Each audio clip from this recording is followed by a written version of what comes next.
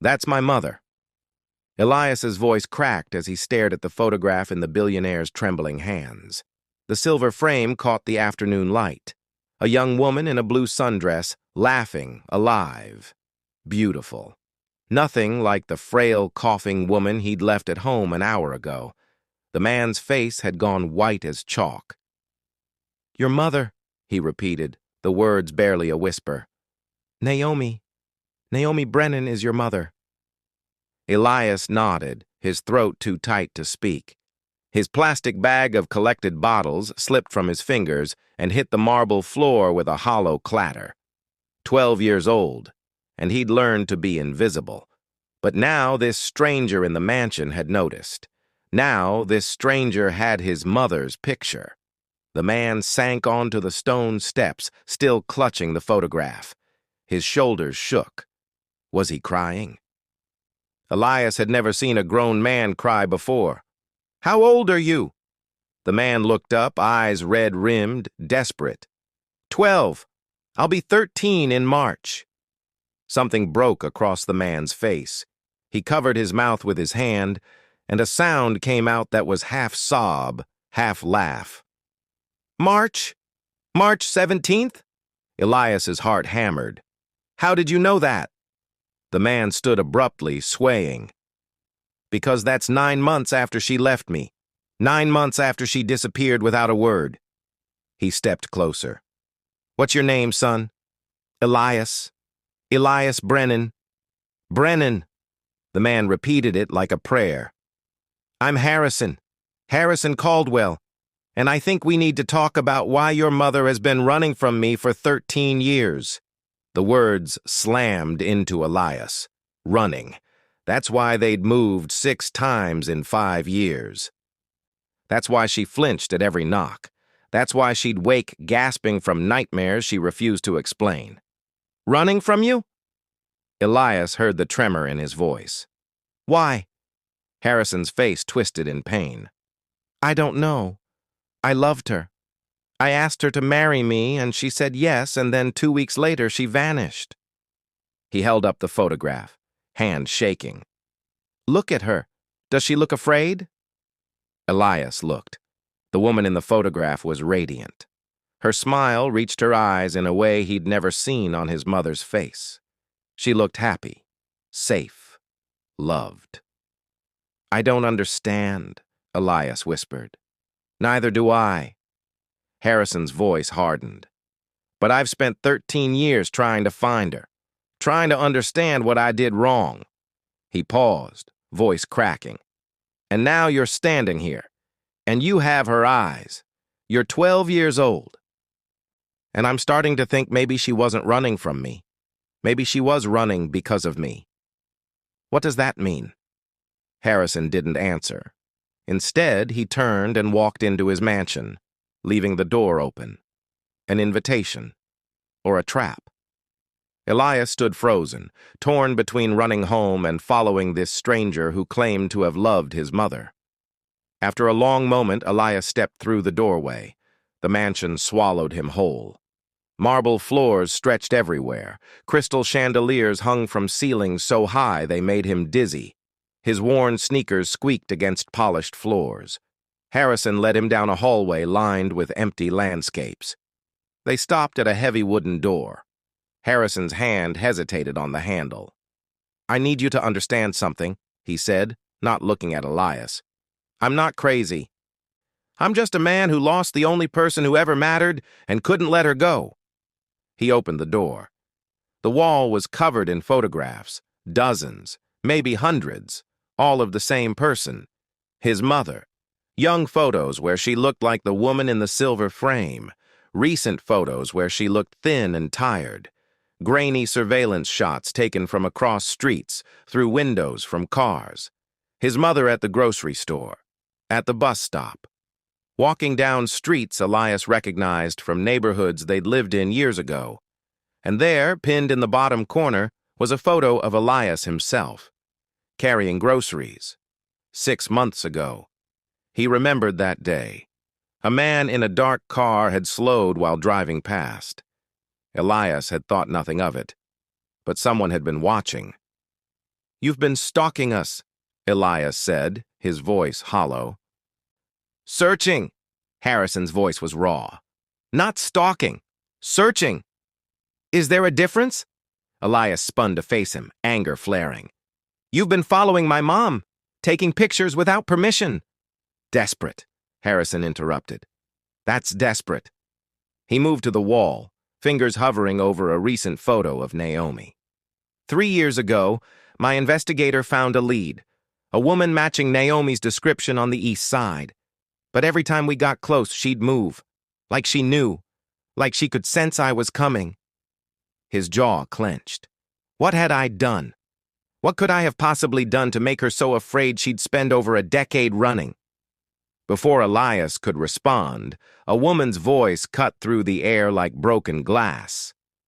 Because I told her to run. They both turned.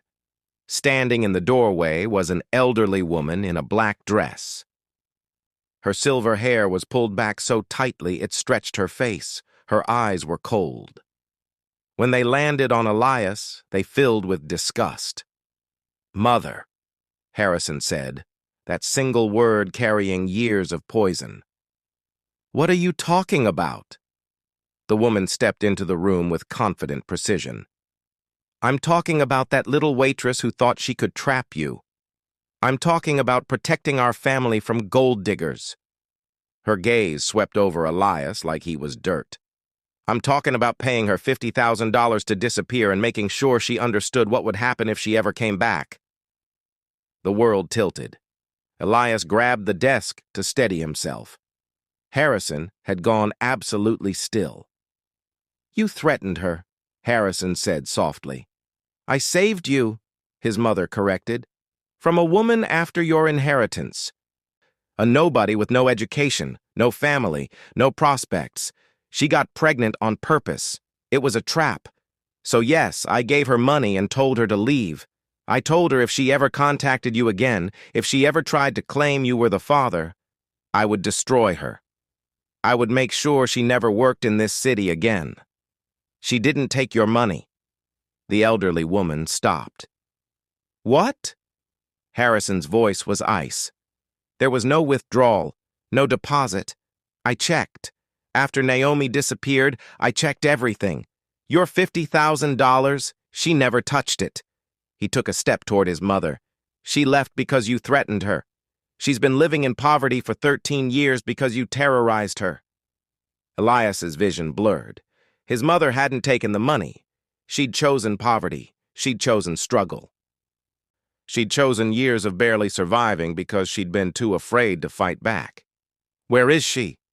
Harrison turned to Elias, desperation flooding back. Please, I need to see her. She's dying, Elias blurted out, suddenly crying. Harrison's face transformed. The grief was still there, but now joined by purpose. Where is she? Home. But take me to her, right now. Harrison was already moving. We're getting her the best doctors in the country. Harrison, you cannot be serious. His mother's voice was shrill now, panicked. That woman abandoned you. She kept your son from you for 12 years. She's clearly sent this boy to manipulate you. Get out.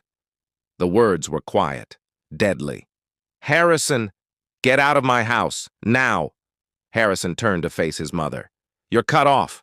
Every account, every allowance. Every cent I've ever given you is gone. You destroyed the only good thing in my life. You drove away the woman I loved and stole 13 years with my son. Now get out before I have security remove you. The elderly woman drew herself up, fury and fear warring on her face. You'll regret this. The only thing I regret is not finding them sooner. Now leave. She left, heels clicking on marble like gunshots. Harrison turned back to Elias. Take me to your mother, please. Elias looked at this stranger who might be his father, this man who'd spent 13 years searching, and he nodded. She lives on 70th Street, the old apartments, Building C. They rushed out to Harrison's car and pulled away. Neither noticed the dark sedan that pulled out behind them. Neither saw the elderly woman in the back seat, phone pressed to her ear, face carved from stone and rage. The apartment building looked like it was dying. Graffiti covered the walls. 3 windows were boarded up. The front door hung crooked. Harrison's Mercedes looked obscene parked in front. They climbed dark stairs lit by a single flickering bulb. 4th floor, apartment 4C. From inside came coughing, deep, wet, rattling coughs that made Harrison freeze. Elias unlocked the door. The apartment was a single room.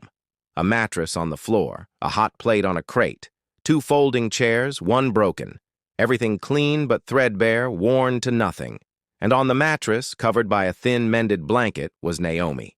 She was asleep, breathing labored.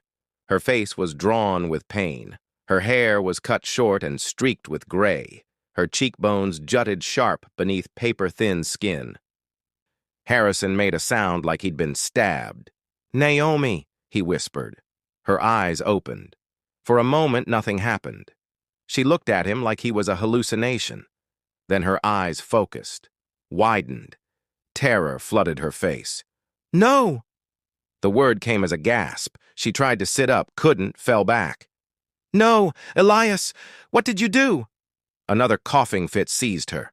Elias rushed to her side with water. "Mom, it's okay. He knows. He wants to help." "Help?" Naomi's laugh was bitter. "You don't understand.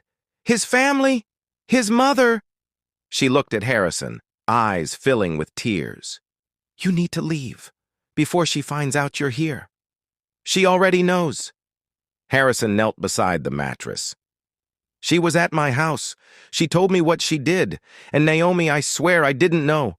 I've been searching since you disappeared. I never stopped looking."